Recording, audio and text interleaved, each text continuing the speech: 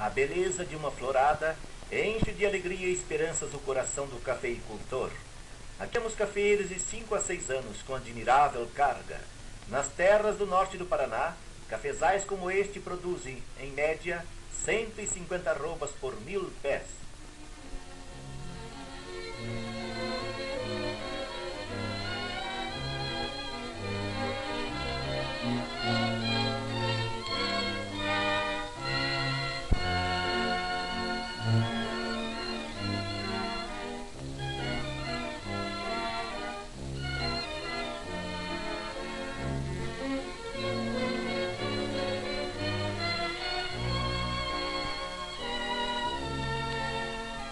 Galharia e grandes troncos não destruídos pelas primeiras queimadas apodrecem no meio da lavoura, adubando o solo e evitando a invasão das camadas de humus levadas pelas chuvas.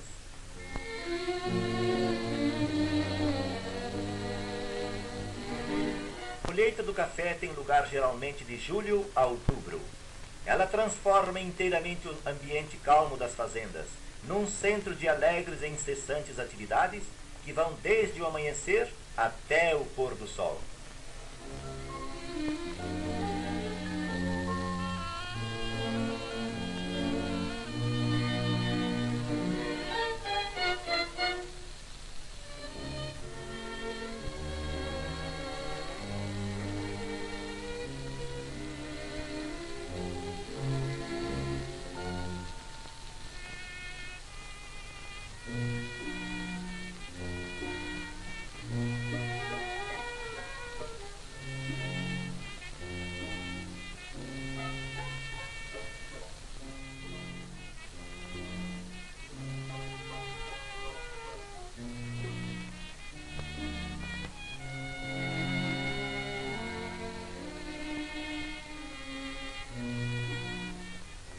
Cafeicultores do norte paranaense, aproveitando a larga experiência do estado bandeirante, usam os mais indicados processos para assegurar, na colheita, um tipo de café fino, segundo a classificação dos técnicos.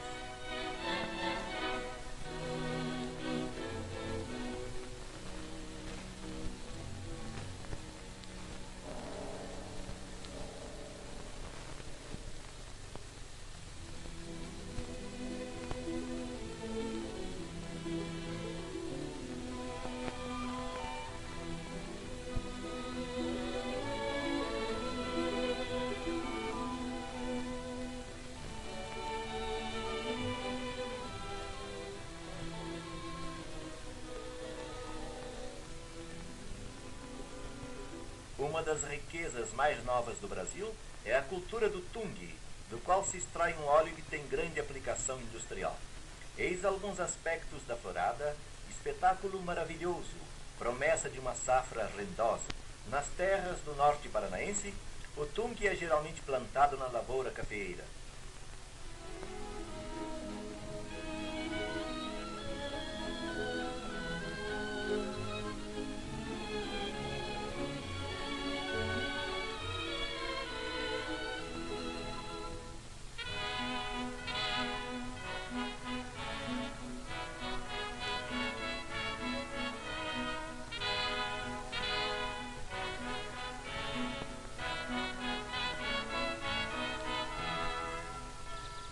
Depois de Londrina, Mandaguari foi escolhida como base avançada de trabalhos, nela se instalando escritórios técnicos da Companhia de Terras.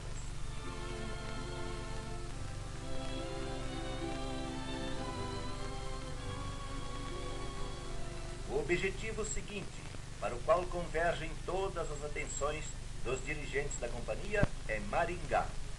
A 120 quilômetros de Londrina e 40 do rio Ivaí, está se formando a futurosa cidade modelo.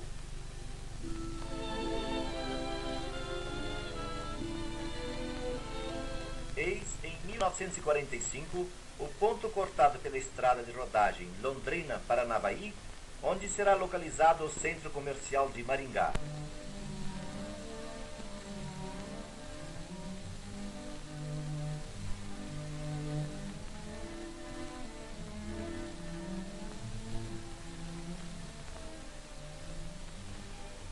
2 ranchos primitivos abrigaram durante esse tempo o engenheiro e os seus auxiliares.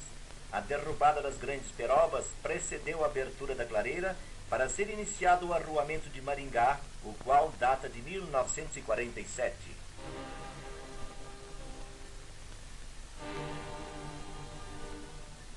Oitenta alqueires de matas foram derrubados rapidamente. A primeira serraria foi montada pela companhia a fim de assegurar o fornecimento de tábuas e vigas para as construções.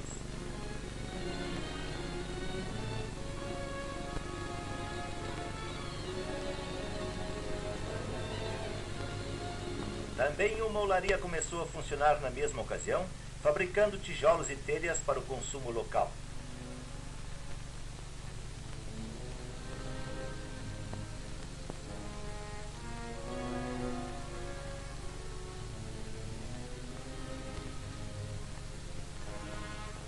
Começaram logo a surgir as primeiras construções de caráter mais definitivo, isto é, casas de madeira com fachada de tijolos e casas inteiramente de tijolos cobertas de telha.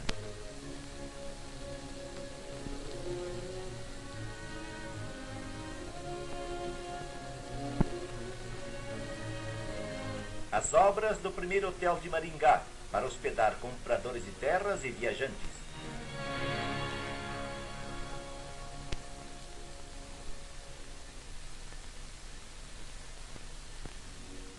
A fama de Maringá e o prestígio da companhia das datas, e sim para deixar de negociá-las, uma vez que as vendas não se achavam abertas ainda. As lavouras novas despontam promissoras por todos os lados. A região vai se transformando completamente à medida que as culturas de café, milho, feijão, arroz substituem a mata centenária.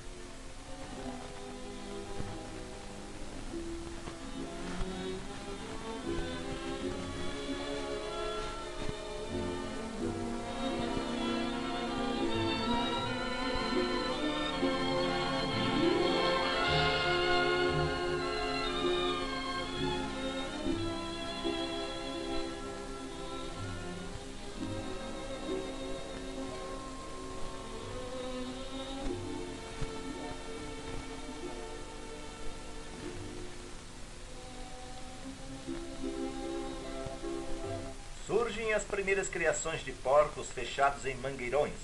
A criação de suínos é um dos melhores negócios na região e muitos pequenos lavradores criam animais de excelente raça.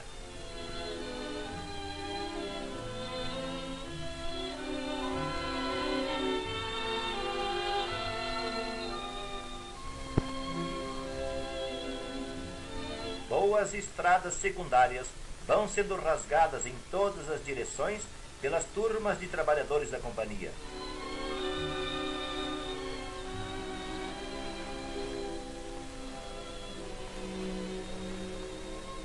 Eis uma excelente estrada já em uso pelos agricultores.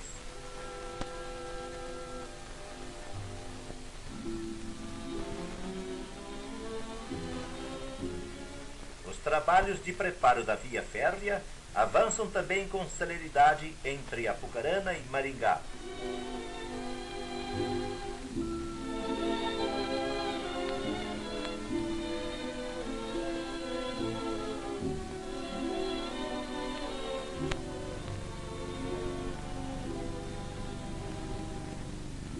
Para os que demandam o rio Ivaí saindo de Maringá, as belas matas ainda existentes ao longo da estrada de rodagem dão bem uma ideia da ótima qualidade destas terras.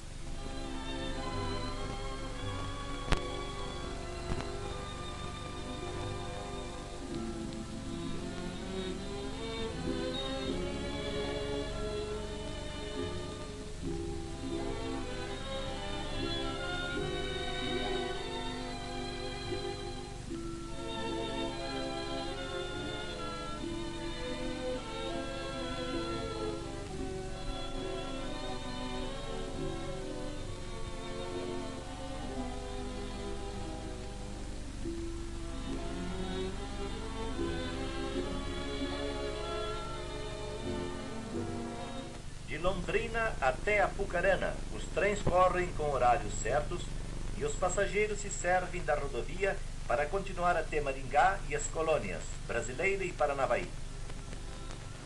De Maringá ao rio Ivaí, ótimas estradas já foram abertas e atingem a margem direita do rio em vários pontos. Balsa em construção no Porto Bananeiras. O belo e piscoso rio Ivaí, numa época de forte estiagem, vendo-se as corredeiras que formam o pequeno salto das Bananeiras.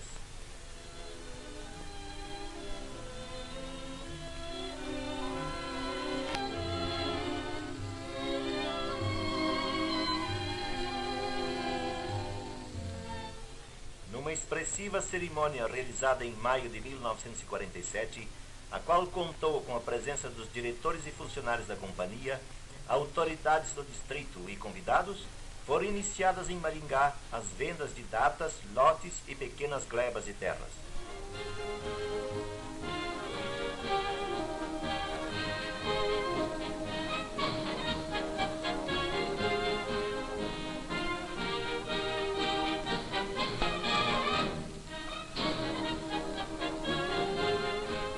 Na mesma ocasião, isto é, em maio de 47, foram tomados estes expressivos aspectos, que bem demonstram quanto vem sendo rápido e seguro o desenvolvimento de Maringá.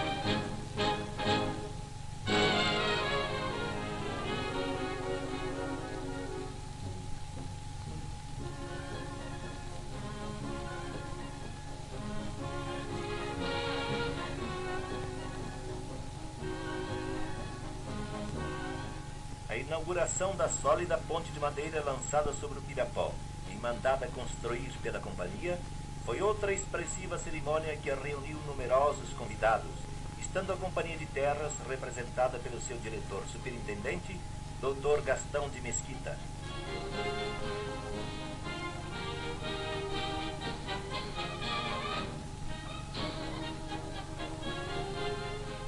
Vários automóveis transitando pela ponte põem à prova a solidez da sua estrutura.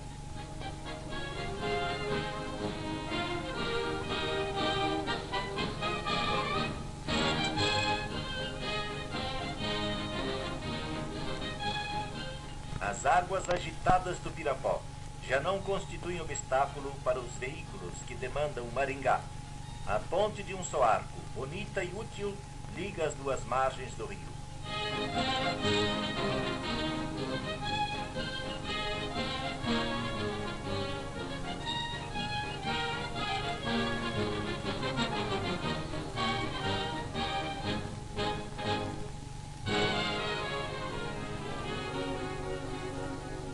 Em 1947, a companhia já dispunha de um amplo edifício próprio para os seus serviços. Diariamente o escritório era visitado por grande número de pessoas interessadas na aquisição de terras. A possante autoniveladora que a companhia mantém para os serviços permanentes de abertura e conservação de estradas e ruas.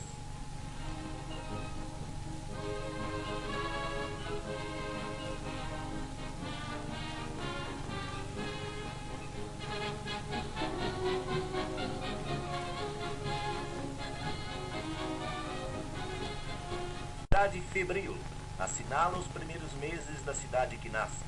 As construções surgem de todos os lados, erguem-se edifícios do dia para a noite, e pouco a pouco o vazio da extensa clareira vai se enchendo. Os contornos da cidade vão tomando forma, segundo o plano cuidadoso e carinhosamente estudado e pré-estabelecido. Em 1950, o registro de construções acusa 1.500 casas.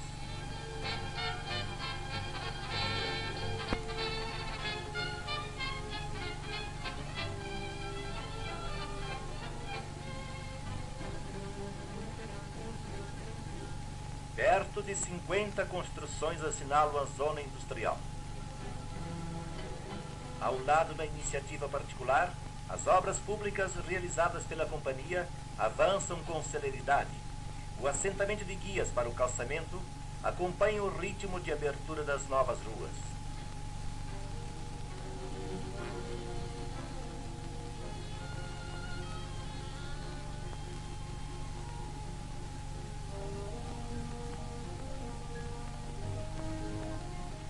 O abastecimento de água potável foi assegurado desde o início pelo processo algo oneroso, porém ideal, de se abrir poços artesianos. 5 deles já se acham perfurados, prontos para servirem à população. 6 postos de gasolina já foram instalados e funcionam ativamente.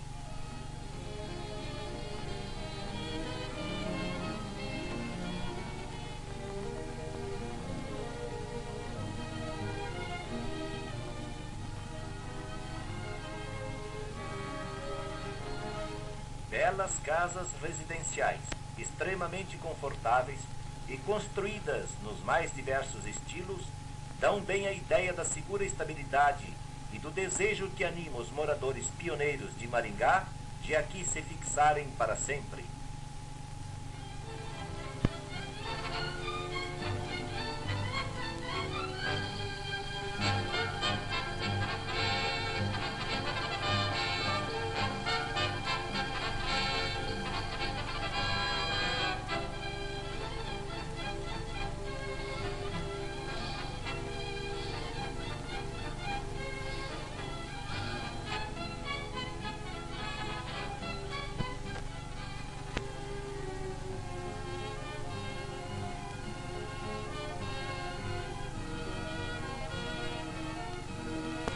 Sem dúvida nenhuma, está reservado um futuro promissor à cidade caçula do norte paranaense.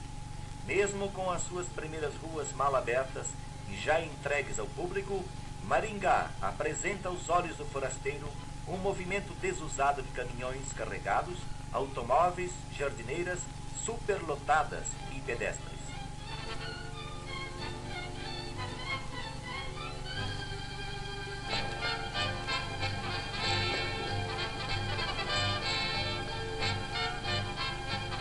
O novo edifício da companhia ocupa um quarteirão inteiro e centraliza todos os serviços, desde direção até oficinas, garagem, almoxarifado, cooperativa para os empregados, etc.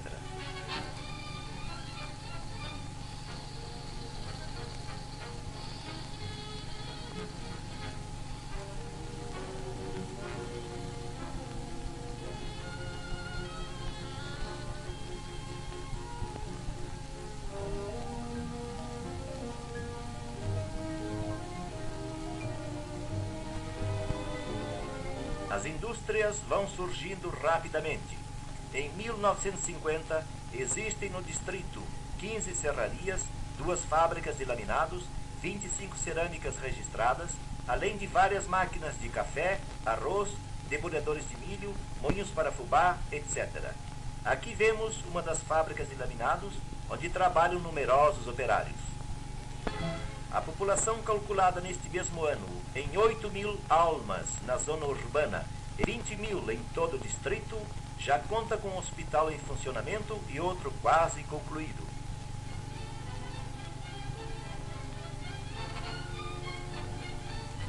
Diversos estabelecimentos de crédito abriram filiais em Maringá, facilitando as transações comerciais.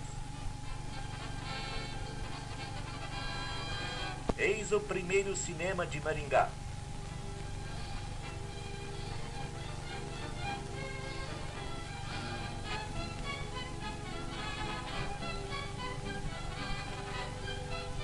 Uma igrejinha de madeira, pequenina, modesta e já insuficiente para os fiéis, mantém aqui as tradições católicas das cidades brasileiras. Um templo bem maior já está sendo construído.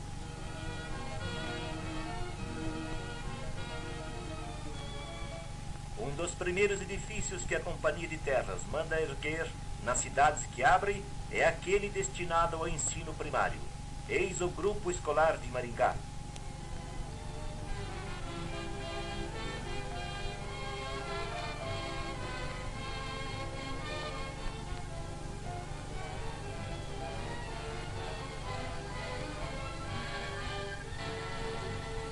cidade nasce e desenvolve-se também, rapidamente, o seu primeiro aeroclube, instalado numa sede provisória. De pedestres é de tal ordem que, para transportá-los de um extremo ao outro da cidade, tornou-se necessário estabelecer uma linha de ônibus circular.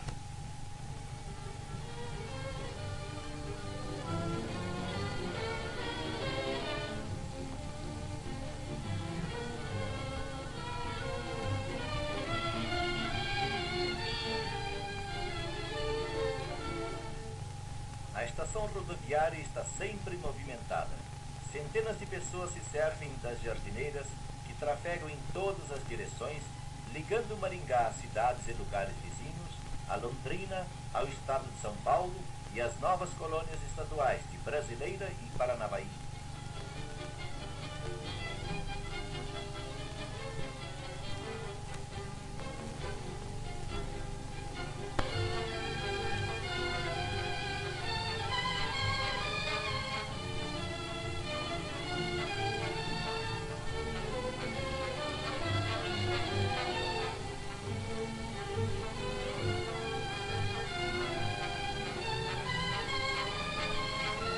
Em junho de 1948, portanto, apenas decorrido um ano após a abertura das vendas de datas, o primeiro bimotor da BASF sobrevoou Maringá e pousou no seu campo.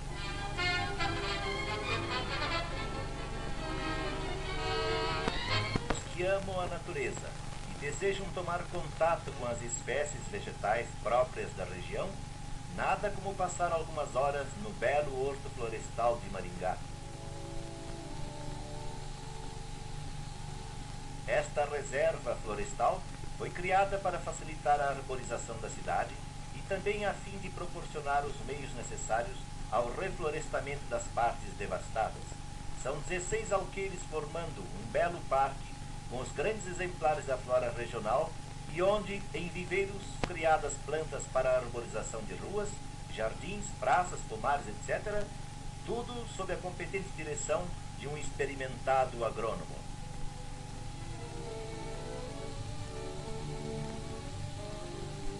Viveiros com mudas de peroba, sibipiruna, jacarandá mimoso, tipuana, magnólia, alecrim e os arbustos, gesta, manacá e riscos diversos. No parque são conservados todos os exemplares de peroba, cedro, canela, guarucaia, palmarfim, timboril, espeteiro e toda a flora de palmeiras que ornamentam a mata.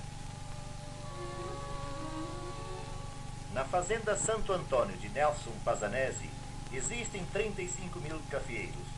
Uma parte muito pequena da lavoura, formada em terras excessivamente baixas, está sujeita a geadas. Nesta baixada podemos notar a sensível diferença de desenvolvimento entre cafeeiros atingidos e não atingidos pela geada. Todos têm a mesma idade, 6 anos.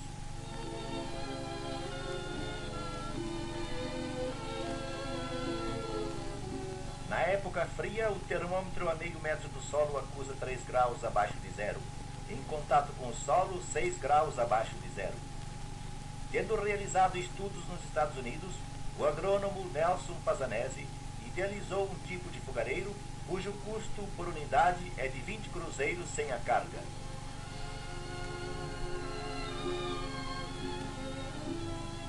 É uma simples chapa de ferro, com 60 centímetros de altura e 40 de diâmetro. Cabanas espalhadas pela lavoura guardam as cargas de carvão vegetal. Lenha comum e carvão formam a carga, custando cada uma 3 cruzeiros por ano e por pé de café.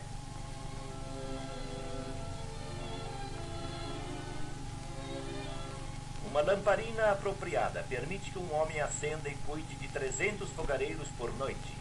Os fogareiros são dispostos na sul do cafezal de 12 em 12 metros. 900 fogareiros protegem 9.000 pés de café. A carga de cada fogareiro, 25 litros de carvão e 1/10 de lenha, dura 6 horas. E o fogareiro dura 6 anos. Porém, não devemos nos esquecer que um cafeeiro vale no mínimo 75 cruzeiros e há regiões do Brasil em que as geadas causam prejuízos enormes aos lavradores. Em toda a zona norte do Paraná, são, porém, mínimas as terras baixas sujeitas frequentemente a geadas fortes. 95% dos cafezais apresentam um rendimento extraordinário, dizendo: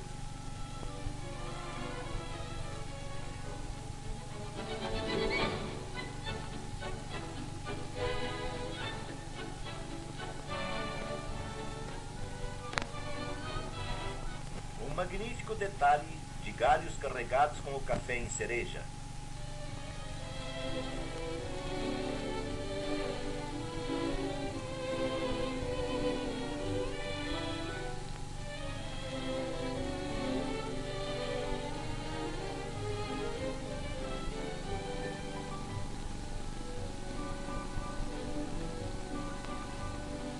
Com as boas estradas, com a ferrovia e linhas regulares de aviação, também a energia elétrica, esse poderoso e indispensável fator de progresso, servirá em breve toda esta vasta e progressista zona, graças às obras da usina do Salto do Apucaraninha, a 80 quilômetros ao sul de Londrina, numa bela região de Pinheirais. O trabalho de assentamento dos tubulões e das grandes máquinas desenvolve-se em ritmo acelerado. A obra tem um aspecto ciclópico e os seus primeiros resultados já se fizeram sentir em todas as cidades da região.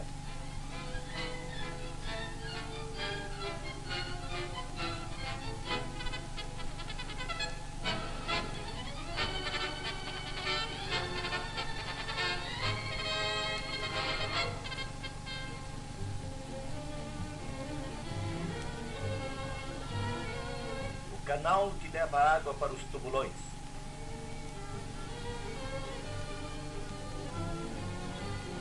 A Apucaraninha é uma das mais modernas e perfeitas usinas hidroelétricas do Paraná. No momento irá produzir 3.400 HPs e no futuro próximo mais 3.400 cavalos-força.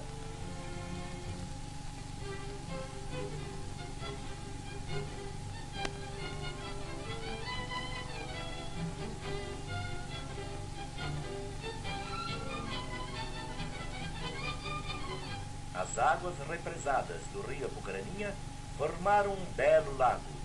A barragem é toda de concreto armado e o acesso dos trabalhadores e suas famílias de um lado ao outro da represa se faz através da ponte construída sobre o canal.